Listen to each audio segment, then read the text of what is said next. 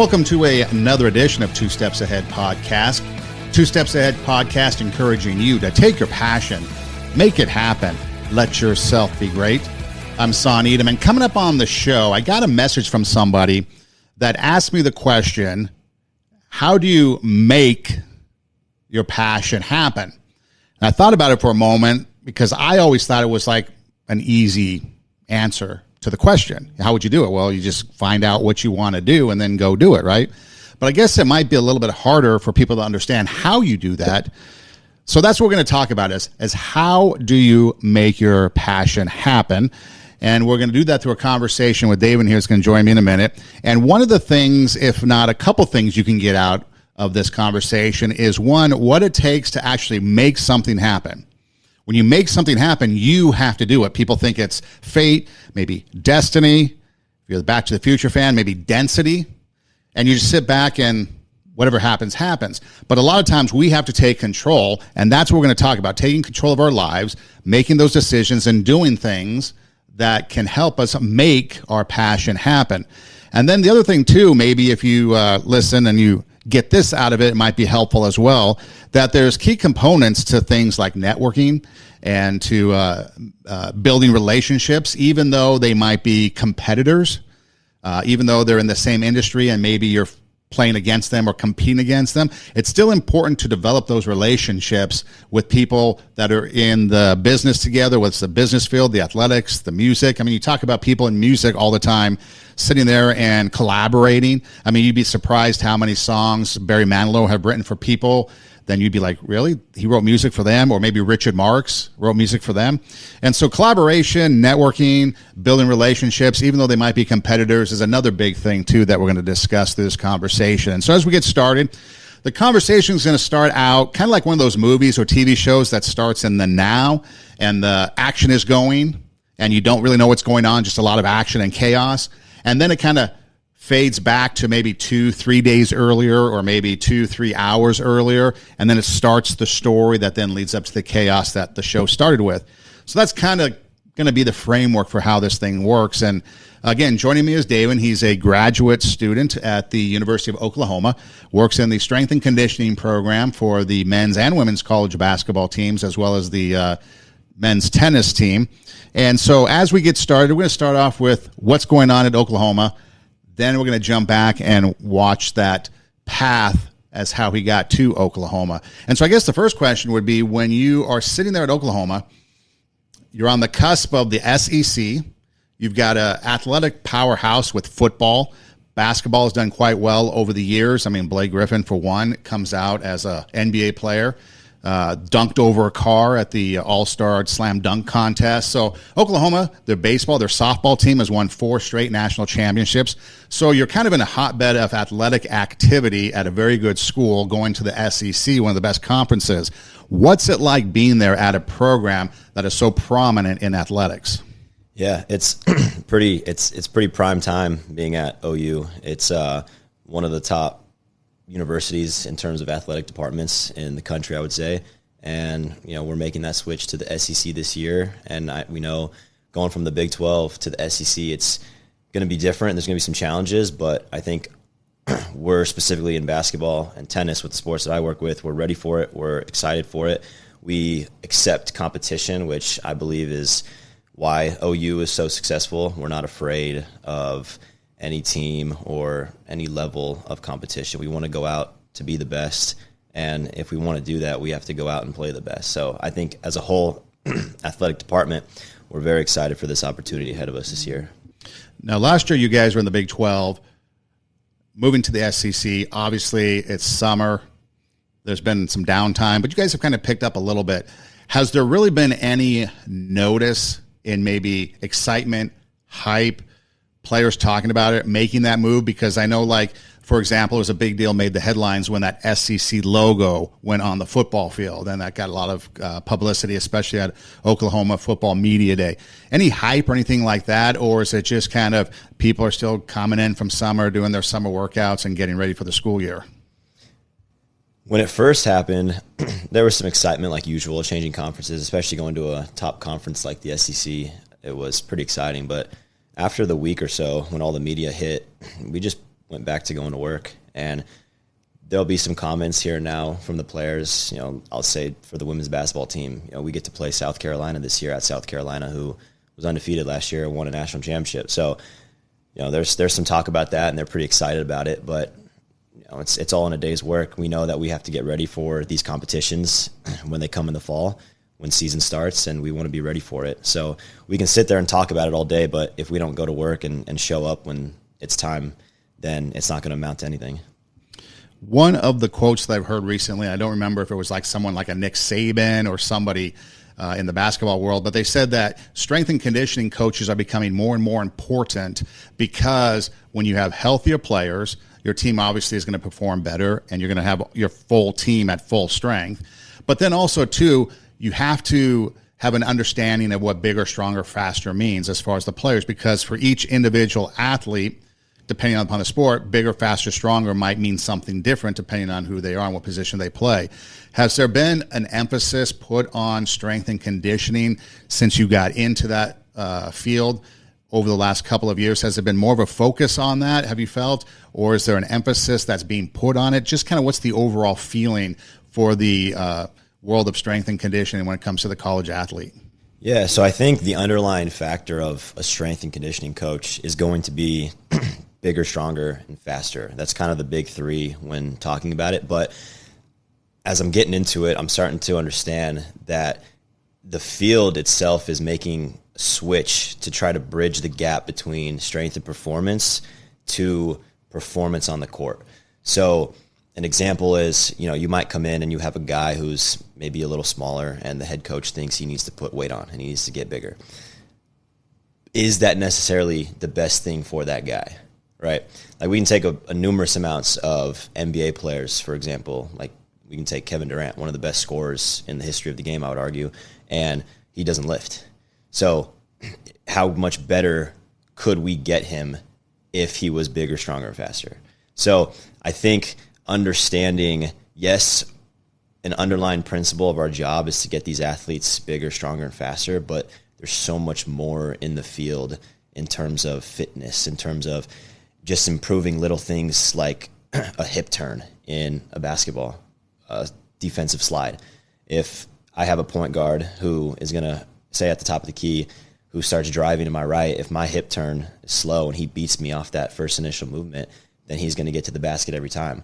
But if my hip turn is efficient and I can beat him off that first move, then he's not going to get anywhere. So implementing sport-specific movements to try to help increase their performance, that's where, as I'm learning, is kind of the range or the area of where this field is going.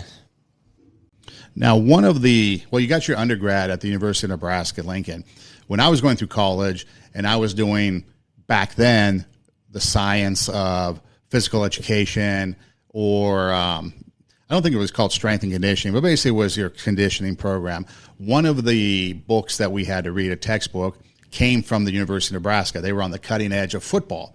And their philosophy at the time for football was, okay, instead of doing just long-term conditioning, what's your player going to do? So, for example, a lineman. He's going to be sitting there at the line, at the snap of the ball.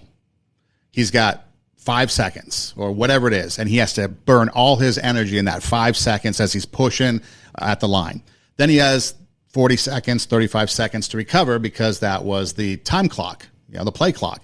And then he has to build up that energy to burn it all again. Anyways, they were on the cutting edge, and as we were learning this, it was kind of some new stuff that people on the West Coast were just starting to understand. So Nebraska has always been on the cutting edge of that strength, conditioning, and performance. And so you got your undergrad at the University of Nebraska. But what made you go into or decide that strength, conditioning, performance was something that you wanted to do?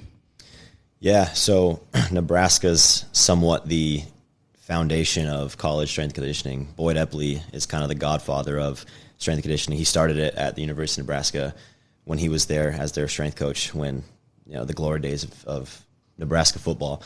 I played athletics. I was fortunate enough to play a couple years of college ball in my first couple years of college, so I was exposed to a strength conditioning program. Nothing to the level that we're doing at OU or what I was exposed to at the University of Nebraska. But it was something where I was always interested in fitness, but I wasn't exposed to what fitness can be when you're looking for performance increases. And so training for performance was something that I learned in playing those first 2 years of collegiate sports. And I thought, this is so different than what everyone else is doing. I have to see about getting involved in it. So I ended up going to the University of Nebraska to finish out my undergrad, and I got the opportunity to get an internship, and actually found out about an internship from one of the certified personal trainers at the rec center, and he told me to apply for it. So I ended up getting it, and the rest is history. So you get this job at the rec center. Was this like a summer job? Was it something that you just tried to do to fill time, or was it something that had a purpose behind it? Yeah, this so the professor that I would talk to, he was one of my professors for, it was like a general intro to lifting class or something very basic. And so I got pretty close with him, and we started working out together. So I would go and meet with him to try to get my foot in the door somewhere, because I knew fitness was something that I wanted to pursue. And so as we would talk and get to know each other more, he understood that the realm of sports and athletes were more of what I was interested in instead of general population. And so he had brought up this internship that was coming up in the summer, and he said, you should apply for it. You know, I'll be a letter of rec for you. And so I went and applied for it, and I ended up getting it. And so he was kind of a introductory to this internship that I had no clue. I had heard about it, but I really didn't know what it was. I thought it was something that you had to know people to get into, because that's what the field really is. It's more about who you know versus what you know, is what I'm understanding about being in the strength and conditioning field and just athletics as a whole. But he was kind of that first kind of guide to push me into going into doing something, because he saw that I was interested in it, and I guess he figured I would have been good at it, talking about working with athletes instead of general population. So he pushed me to do it. I ended up applying, and I ended up getting it. So for people watching, taking notes, school's about to start across the country at all levels. And the one thing we hear, the first thing that comes to mind here is a professor, a relationship with a professor. A lot of times you're sitting in class, you're at college, you're just trying to get through, you're taking whatever classes you need to get your education. But the first who you know is going to be a professor. The first who you know or who you knew maybe was your high school coach, or maybe your high school drama coach, or your theater coach. Whatever you're into, the who you know at this level is going to be your teachers, your professors, people on college, on campuses. And so that's the first thing to make note of, is that the who you know. It's okay to get to know your professors. It's okay to build relationships with them, because it could lead to opportunities such as maybe an internship.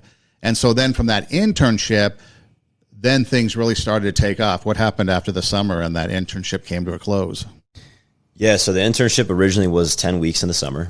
So we had our 10-week summer period of training where guys would come in the beginning of June. We'd go through until early August, and then guys would go home and the internship was over, and then they would do a new cycle of applications and applying for their new fall interns. So I was blessed. I got to be assigned with men's basketball, and so I got to work with, his name is Kurt Joseph. He's the director of men's basketball strength conditioning at the University of Nebraska. And so after a couple weeks, I realized this is what I wanted to do.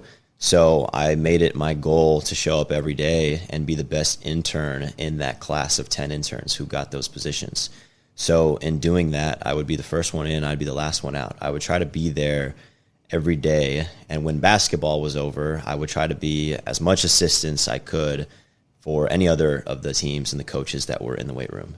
And so I really wanted to stay in this internship and continue to learn from Coach Joseph, because I realized that he had such an impact on me early on in the internship and invested so much in me that I could have grown so much more, say, a year versus 10 weeks.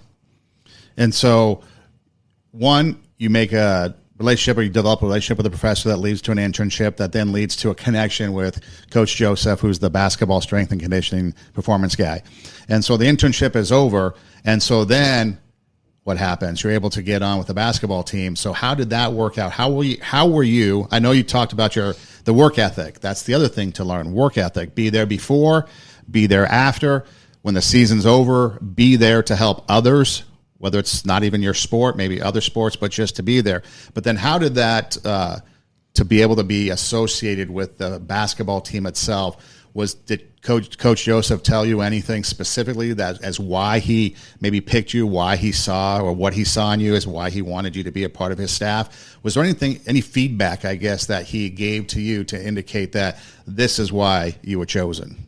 Yeah, so the biggest things that he had told me was you have the tangibles that you can't teach, meaning showing up early, having a good demeanor, working well with the guys, being relatable, certain things that most individuals might not necessarily have at my age, because I was pretty young when I was in that position.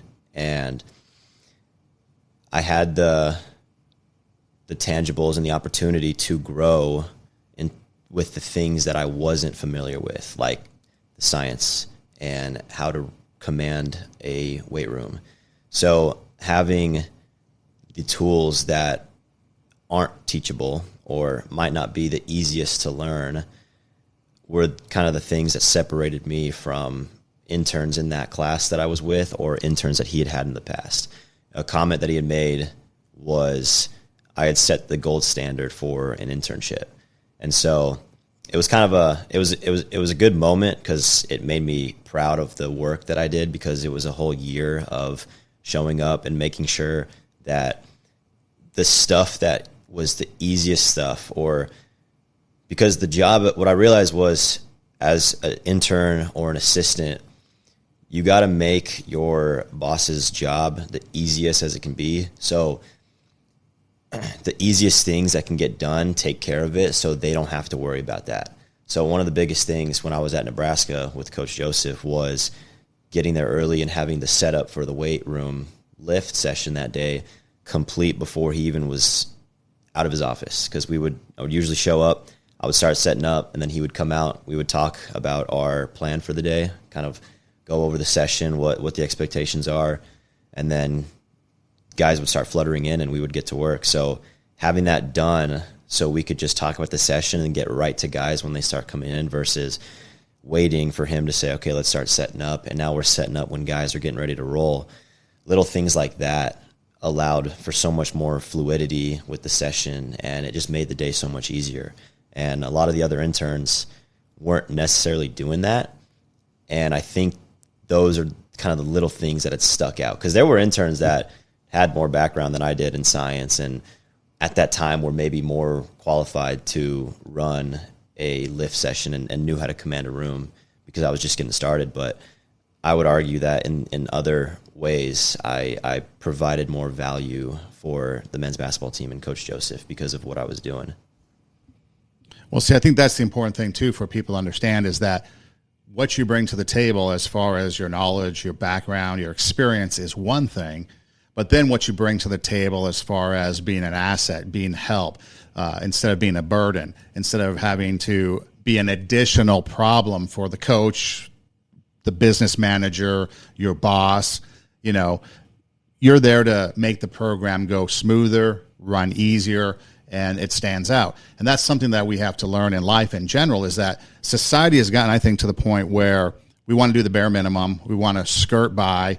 We just want to show up. The expectations to get paid. I mean, you look at California, for example, with the minimum wage hike that went on at fast food joints, and you get $20 an hour. And how many times you go through the drive-thru, for example, and you order something and then you leave and it's like not even your order, right? And so there's things like that. Just you get rewarded based on not merit, but on anything else. And so you don't get in return as a customer what the people are getting paid. And so for a young person to be able to get into an environment where you've got professionals that have been in the NBA, like Coach Joseph was, Hoiberg, the basketball coach, was the NBA. You've got NBA-bound players that are at college right now that are now in the NBA. And so you're starting to look at this big picture of, here's somebody that may not have had the science, so to speak, behind it, or may not have had the experience of running a weight room or lifts like maybe the NBA style would, but just being there, being available, thinking ahead. Okay, what's going to come next? What can I get ready next? What can I be prepared for next? And so that way, then all those things come together. Next thing you know, now you're with the basketball program and you're excelling and you're having a fun time. You're being able to travel a little bit. Eventually you graduate, and then it's okay, we got to start thinking about the next chapter of life. So you've got Coach Joseph, your mentor, that is keeping an eye out for you. But there's also, you make some connections. You talked about your connection with the professor, for example, and maybe meeting some of these other coaches and from other sports and maybe trying to help them out. But at the University of Nebraska, Scott Frost gets fired, and eventually Matt Rule comes to town. And he brings with him his strength and conditioning coach, Coach Joseph. And so you got a new strength and conditioning coach of football, something that is at the University of Nebraska, from my understanding, is completely by its own self, its own entity. So tell us a little bit about what made you, or how did you become connected with Coach Joseph and the football strength coach? Coach Campbell. Or Coach Campbell. So how I met Coach Campbell was they had all gotten to campus, and it was in the off season. Basketball had just finished, so I was spending a little more time over at the main stadium where football is located at, because all the basketball guys were pretty much gone off campus, so we didn't really have much going on in basketball. So I was going over really to help some other of the strength coaches over at the other facility. So one day, as I was walking through the facility, I saw Coach Campbell sitting there with some of the football guys. They were doing a photo shoot or something, and I walked past him, and I thought, is that Coach Campbell? And so I sat there for a minute thinking, should I go back and introduce myself? And initially I wasn't going to, but then I said, why not? Like, let's just go see what happens. I want to meet him. I was excited that he was new on campus and coming to campus. So I went back, I went up to him, I said, hey, are you Coach Campbell? And he said, yeah. And I introduced myself. I told him kind of my role. And I basically told him, I said, I'm young, I'm new to the field. This is my first year in strength conditioning. I'm an intern. I'm eager to learn. I'm looking to learn new perspectives and philosophies. Is there ever a time that I can stop by and maybe talk shop? And he said, stop by any day after 3. And so I remember I waited a day, and then I went in the next day. So 2 days after I went in, and he came out of a meeting, and I asked him if this was a good time, and he said, yeah, let's go. So we went into his office, and we talked shop for a little bit, introduced each other a little bit. He wanted to get to know me a little more and kind of my goals and aspirations of the field of strength conditioning. And then that kind of turned into a weekly thing where at the end of each meeting, he would give me an assignment. So he would give me some sort of research to go do, whether it's a topic of strength conditioning, resistance training, or cardiovascular training, whatever it might be, and go research it and then bring back what I found the next week and tell him about it. And then we would just build on those conversations. And then eventually it began to change into more of a, not necessarily a mentorship, but kind of like a guidance, where he was there for me because he started to stick his leg out for me, and he was in my corner. I told him I had aspirations about going to grad school and getting more of a science background and becoming a graduate assistant at a university somewhere. And so once we discussed that, he started to have me reach out to coaches that he knows where he used to be, because he used to be at Baylor in the Big 12. So he knew a lot of coaches in the Big 12, and then he was doing his time in the NFL with the Panthers. And so started reaching out to some coaches, and we started chatting about that. And then one day he was good friends with Coach Melton at the University of Baylor, and Coach Melton, he said, go reach out to Coach Melton. And so basically Coach Melton responded and said, I didn't have a position for you, but I'll keep your name in mind. And so months later, I haven't heard from Coach Melton since I sent that first initial email, and all of a sudden I get an email from OU, who is my current boss now, Coach Peak, and he tells me that they're interviewing for their graduate assistant for the fall of 23. And they asked if I was interested in interviewing, and I told them yeah, and I hopped on an interview the next day. So you had a moment there, and this is the thing that's fascinating, and we all do this. We've all probably had that moment in time where it's like, should I? And then it becomes, why not go do it? Or should I? Well, he's a football coach. Maybe I won't because I just don't want to, or I'm too intimidated, or whatever the case may be. And so you miss an opportunity. And that's really what it's talking about, is missed opportunities, making the most of opportunities. And in this case, an opportunity was made to go talk to the coach. Now, the coach easily could have said, get lost, like LeBron James did to that kid in Paris, get lost, not now. Or he could have said, okay, just meet me later and we'll go from there. And then it's a choice. Okay, I'm going to show up. And when I do show up, I'm going to be there on time. I'm not going to make the coach wait because he's doing something special out of his, prerogative. It's his prerogative to help out. It's out of his purview. He doesn't have to help out. And so he does all that. And so again, when you have the opportunities and you think, should I or shouldn't I? Why not?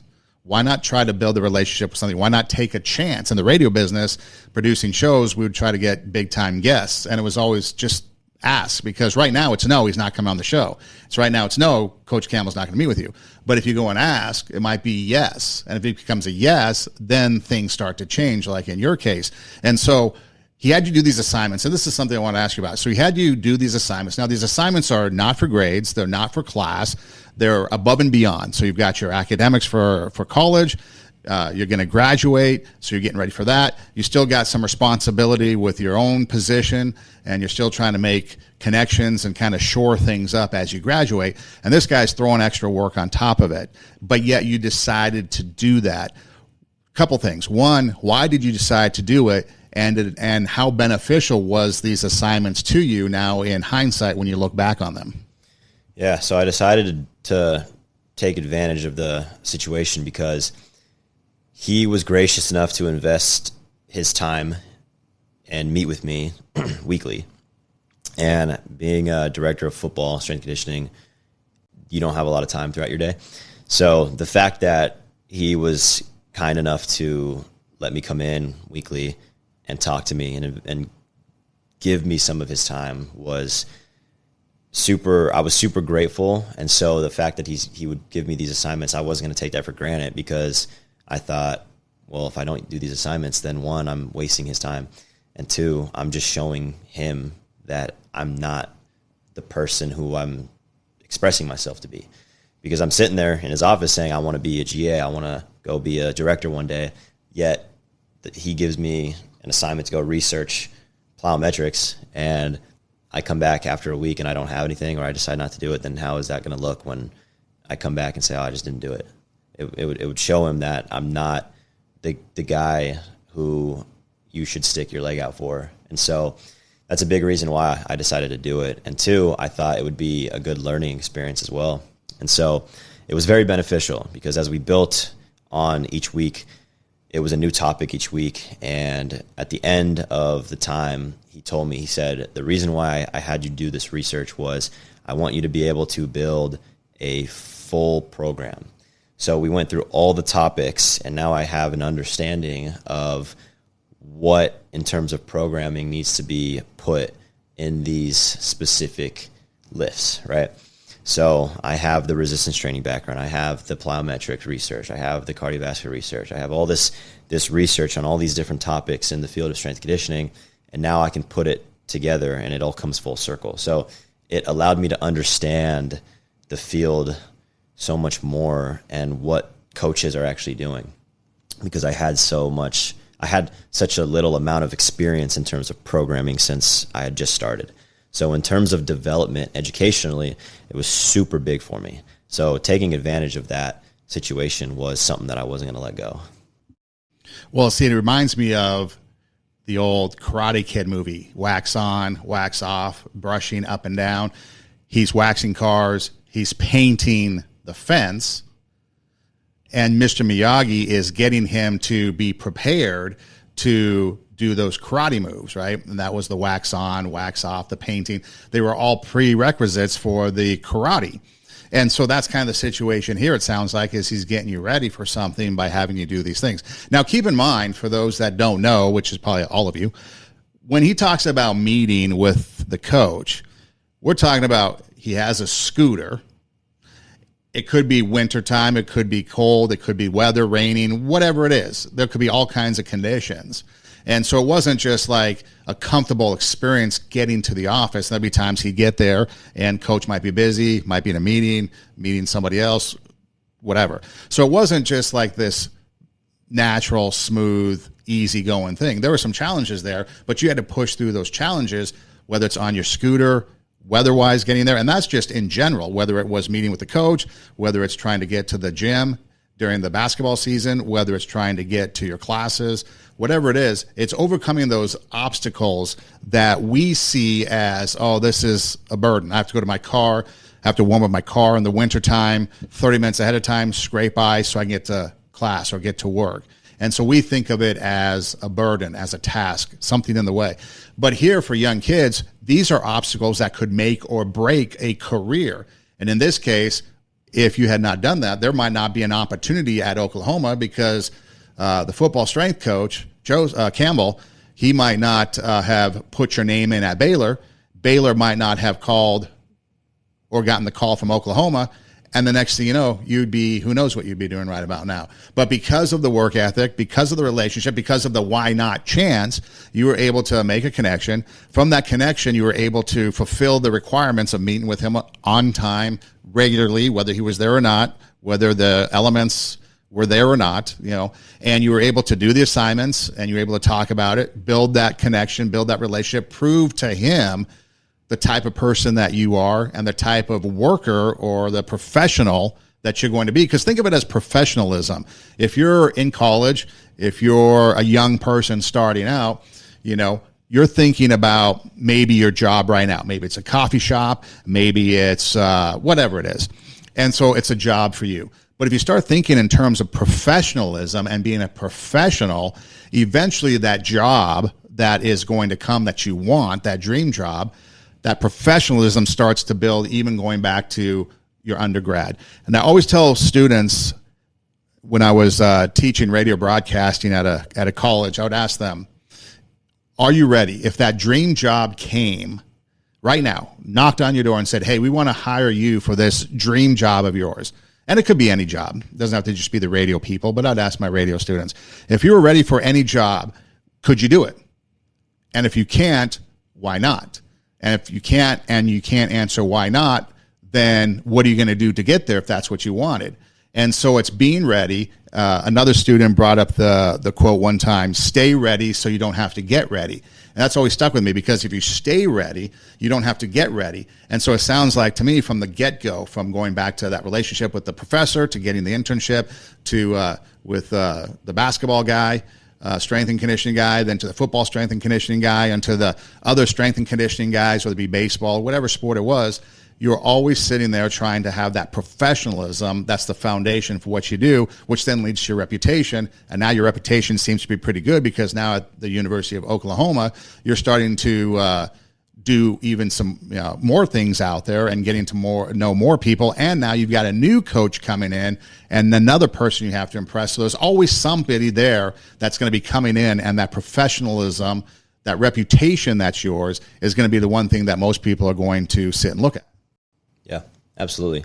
And I think, like you said, you never know who is watching or who you're going to be introduced to. It even stems from coaches that aren't strength coaches. Assistant coaches come up and they're always watching as well. And, head coaches are watching. So everybody's always watching you regardless of the position that you're in to see if there's something that you have that they can grasp onto and say, I have a young guy for you. Are you interested? Right? Because that's one of the biggest things is if you have people in your corner backing you up, it's going to help you so much more in terms of finding that next job because the field is so competitive.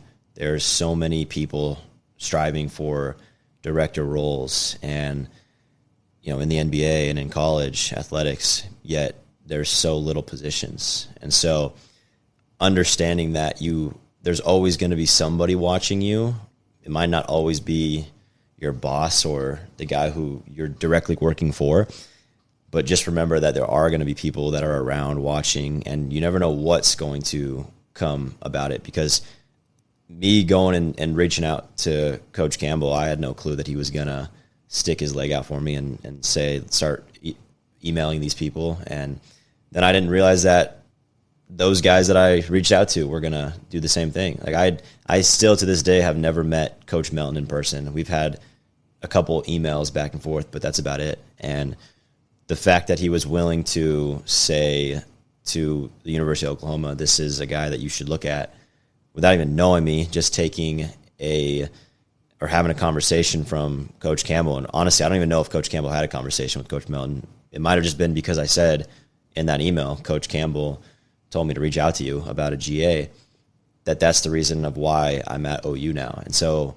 it was being persistent, and like you had said, always going, making sure I was on time. 3:00 every Thursday was when I would go and meet Coach Campbell, and I would never be late. I would always show up 10 minutes early. I would sit in the waiting room, and I would just go over what I was going to tell him, because I wanted to present myself well and show him that, I'm serious about wanting to pursue strength and conditioning, and not necessarily just pursue it, but also be good at it eventually.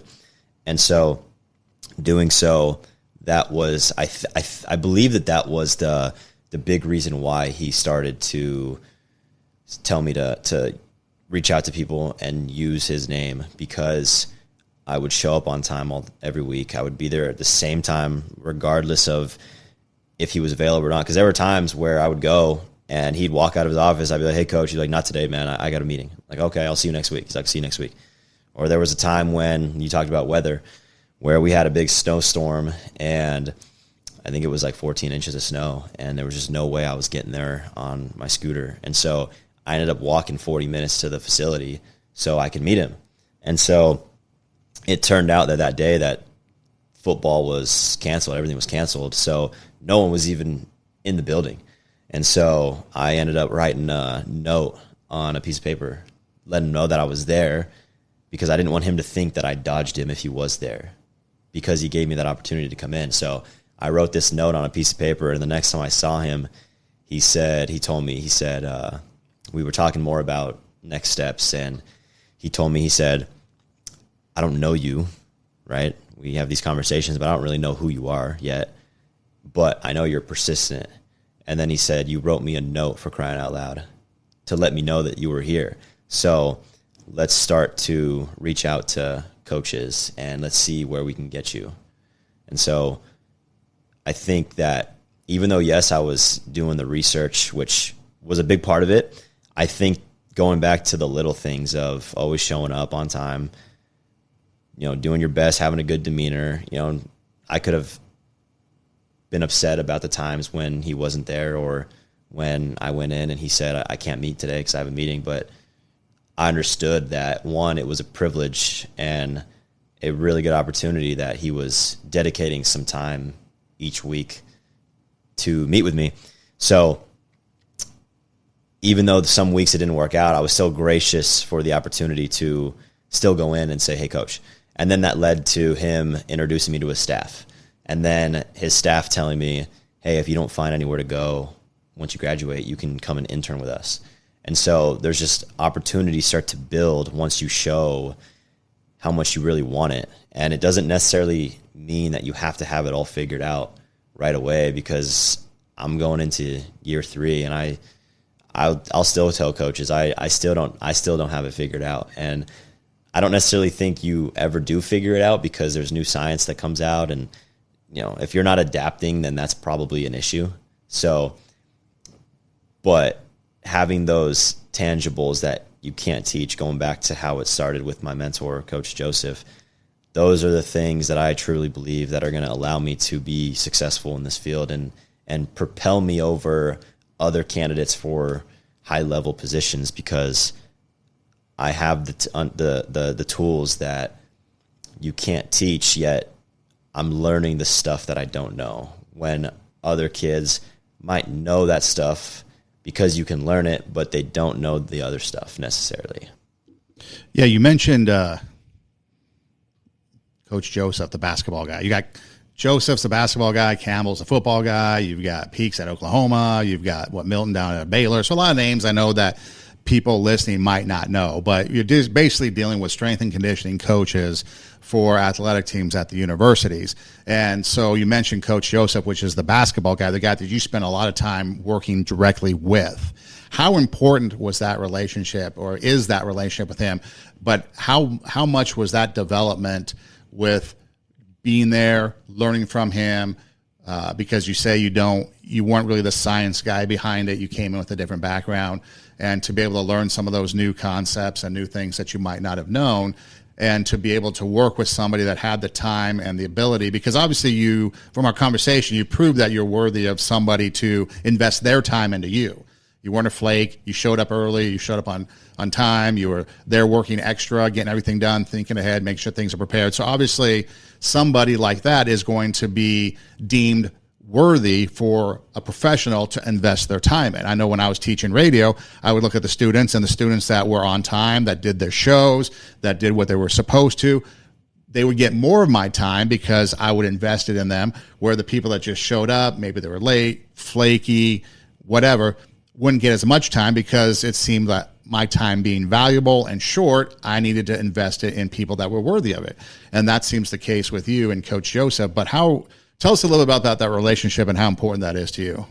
Yeah, my relationship with Coach Joseph is huge. He's been a big mentor for myself, and not necessarily just in the field of strength and conditioning, but also in life. He's usually one of the first guys I call if I need to talk about something, or if something's going on and I don't necessarily have the answer, or even just if I want to talk to somebody and just see how someone's doing, or, just take a step away from the facility and school and just take a step back and just have a conversation.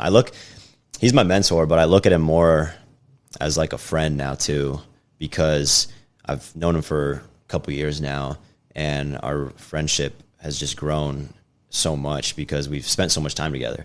It was weird. I told him this when I left. I said, when I got to OU, I said, it's weird not seeing you every single day, because after a year of working for him, we'd see each other literally every single day for 5, 6, 7 hours a day, because we were always with each other. Because it didn't stop when weights were done. We had our weight sessions, all right? Then weights were done. Then we would spend time collecting our data. So then we would do our data analysis and our data management. So we had everything nice and crisp. So if something were to have come up, we had it ready to present to the coaching staff. Then we would go to practice. And practice was a time where usually it was a big teaching time, because once guys are ready and warmed up, we don't really do much in practice. We just kind of sit back and watch and just talk. So that would be a time where I would utilize to discuss topics with him and try to pick his brain. And then he would also pick my brain. I mean, there was times where he would ask me questions. He would say, what is this muscle doing in this movement? What muscles are working in this movement? And if I didn't have the answer, he'd be like, give me 100 push-ups. So I'd be in the middle of practice. We would be warming the guys up, and he would say, go in the middle of the court and do 100 push-ups. Keep in mind, head coach is right there, staff, they're all right there, and everyone's like, why is Daven doing push-ups? But that one speaks to volumes, I think, of the relationship we have, because I know that he cares. My best interest is his number one priority. And two, it was a good learning tool, because I never missed that question again. I came back the next day and I had that answer. So the fact that he would make me do these things, if I didn't have the answers, I would go and research them after and come back the next day, because I didn't want to be somebody who, I was terrified of coming back the next day and him asking me that same question and not having the answer. Because one, that would have shown, in my eyes, it would have shown that I don't care to learn or to continue to grow. I don't even want to give the sense to a coach that I'm starting to feel complacent, because I don't. I still believe that regardless of who I'm talking to, I'll always have that mindset of, I don't not a know-it-all. I don't know it all. This guy knows more than I do. And then based on conversation, we can have conversation to see how that goes. But the relationship with Kurt has been great. he's invested so much time into me, and he's currently doing his PhD as well. So the fact that he's a director of a Division I college basketball team who doesn't only just do strength and conditioning, he does return to play, he does rehab, he does recruiting, he does meeting, all this stuff. And then he has admin work. And then on top of that, he has his PhD. For him to invest time into me outside of it, because there's times too where we would want to get away from the facility and we'd go climb, we'd go to little hole in the wall places and go grab food and just talk and get away. One of his quotes that he always would tell me was, you gotta go live your life. And so you gotta remember that there's a fine line between your work and then your life outside of work. And you can't just be always in your work. And so he really pushed that on me when I was there to go live your life. Cause I had a similar drive to him, where I would go and I would just get in these rabbit holes. And after, a long day of work and then going to class, I would go and sit at a coffee shop and just go and read articles, or I would just go and research things. And then, I have friends texting me, hey, you want to go do this or you want to go do that? And I wouldn't respond, or I would say, no, I'm busy. And so he taught me so much about the field of strength conditioning, but he also has taught me so much about life and just learning to take a step back and realize that it's not serious. None of this is serious. Like, be good at your job, but when you're out of the facility, be out of the facility and just go live your life. And so he's been super impactful into my life. And I talk to him. I try to talk to him as much as I can. We talk weekly, sometimes every other week, but we still talk to this day. And, we get on phone calls and just chat, and, it's just fun talking to him. He's a great mentor, and he's going to be somebody that, hopefully in a couple of years, a goal of mine is to be working for him again. So you talk about how you got there. Just to kind of recap, because there's been a lot of conversation. It starts out with building a relationship with a professor, doing your work in the classroom. From that position or from that relationship, you get a position, in the rec room, and then an internship, and then the internship turns into further internship with the men's college basketball team at Nebraska. And then from there, it's a chance meeting with the football coach, the strength and conditioning coach for the Nebraska football team. And then from there, it's a connection to Baylor. And then from Baylor, a phone call to Oklahoma, and Oklahoma to you. And that's where you're at now. So it kind of comes full circle. But here's the point, too, to remember for those listening, that there's couple things when you make something happen, when you make your passion happen. The first thing is you've got to do the work. You can't just sit back and expect it to come to you. You've got to put in the work. We've heard about showing up early, staying late, making sure that things are prepped and ready to go. So when the strength coach walks in, things are ready to go. We've talked about meeting other people on your own time through rain, snow, sleet, hail, whatever. Be there, be on time, be early. Be early is really the key. Research, doing what you're asked to do. And so as you are getting help from these professionals that are in the business, helping you find your next grad school to go to, or maybe your next job, or whatever it is, as they're helping you and they're investing their time into you, you're earning that because of the work that you're doing. I don't think, one, you would have gotten that where you are today without the work ethic that you have and without putting in your time. Because like you said, if Coach Joseph says you're the gold standard, it's not because he's just thought you were his favorite. It's because you put the work in and you showed it. If you're going to get a referral from somebody, maybe just by name or maybe just by the fact that there was a connection, and so Baylor throws a recommendation to Oklahoma. It's a reputation, a professional reputation that you're building up. And the one thing you got to know, especially if you're young and you're in college, and sure, college is about to start, and you're thinking about rushing a fraternity or sorority, and you're thinking about all the parties you're going to be going to, and you think about all this fun stuff that you're going to do. Keep in mind, there's two things that can happen. One, you have a fun time and nothing. Or two, something happens that could destroy your future, could hurt your future.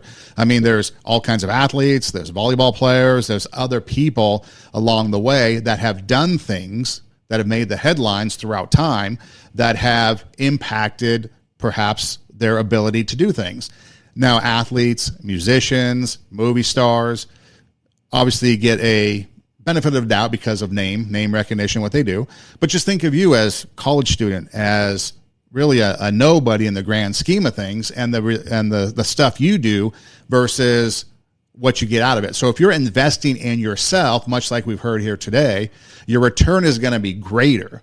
If you're putting a little bit of investment in you, then your return is going to be less. And you could still be successful one day, and you could still go on to do great things, but maybe it takes a little bit longer. Maybe there's a little bit longer of a struggle because you didn't make those connections, because the why nots. I should go meet this guy. Well, maybe not. Well, why not? Those why not opportunities were missed, and therefore you don't have the connections, the networking. Maybe you didn't like your professor for something. I've been many years in college. Many years I've had instructors that I didn't like. Many years I've had, or many classes I should say, people I'm like, why am I even here?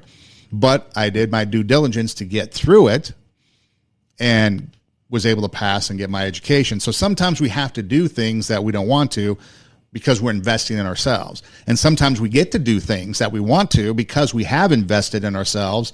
People have seen that, and now people are investing in us, and we get to reap that benefit, that reward. So again, it's all about the work that you do first, about making your passion happen. You've got to put in the work first. You decide what you want to do, and then you chase it. You go after it. Then from there, when you're putting the work in, are you making those connections? Are you doing those why not moments? Maybe I should email somebody. Maybe I want to be a doctor. Maybe I want to be a musician. Maybe I want to be something. And I like the way these guys do their thing, so I'm going to send them an email. I'm going to try to reach out. Maybe they respond, and maybe they get back to you, and then maybe there's something that goes on with that, some sort of a mentoring relationship or whatever. You got to put the work in. You got to do the time, invest in yourself, and then that way the return becomes a lot better. As you move forward now, you got another year of college, and then, of course, you've got this transition to the SEC, which should make it for a fun year.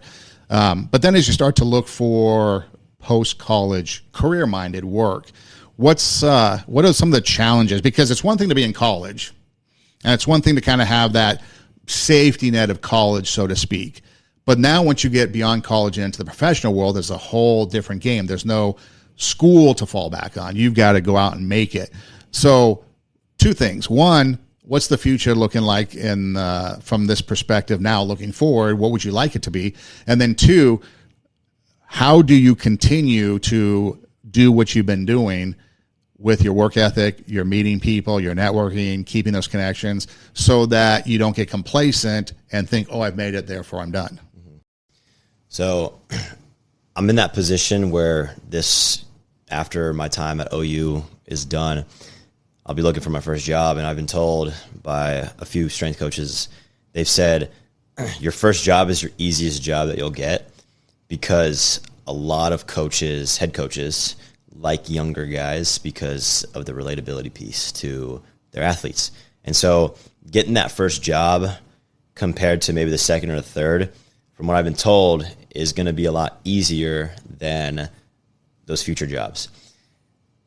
I think, one, it's going to be a situation where I get a call from either my mentors or coaches that know about me or I've worked for in the past, and they'll present an opportunity to me. And if it works out, that'll probably be something where I end up going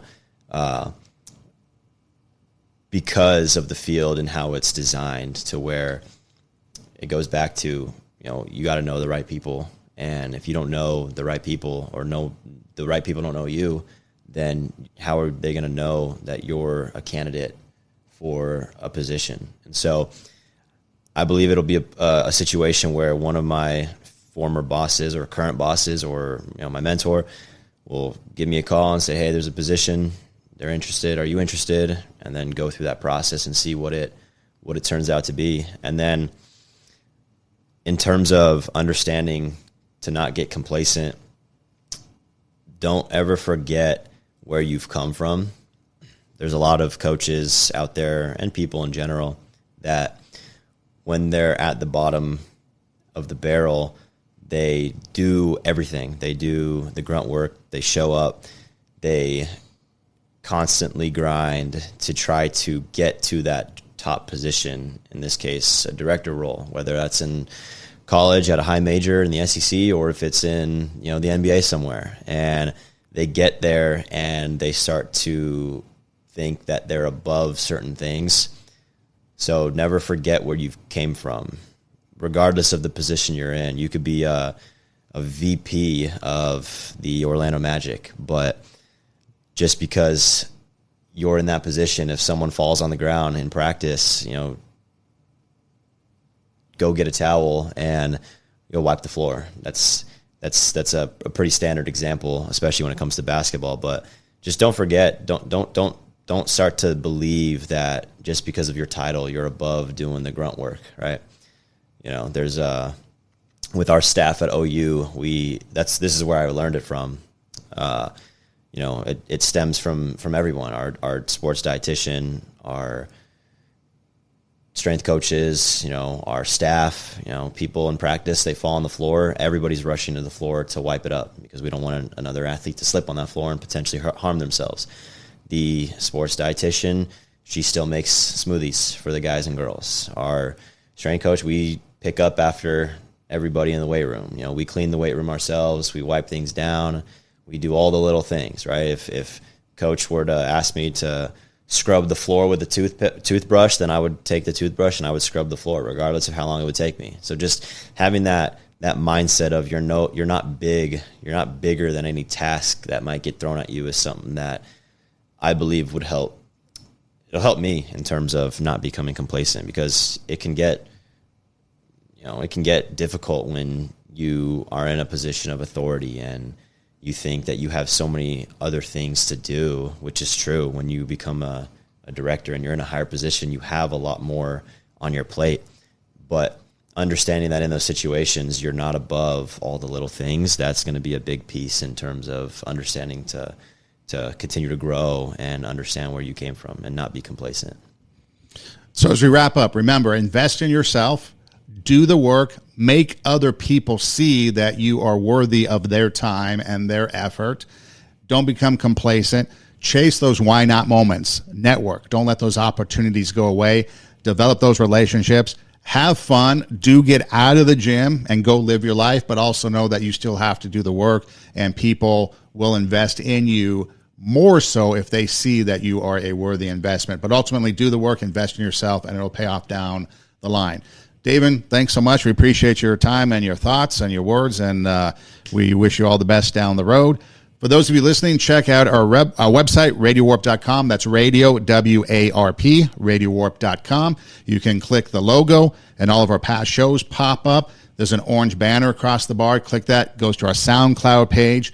We're on YouTube, Rumble, pretty much anywhere you listen to podcasts. Just hit the internet search, Two Steps Ahead Podcast, TWO, Two Steps Ahead Podcast, and we pop up. You can email the show, twostepsaheadpodcast@gmail.com.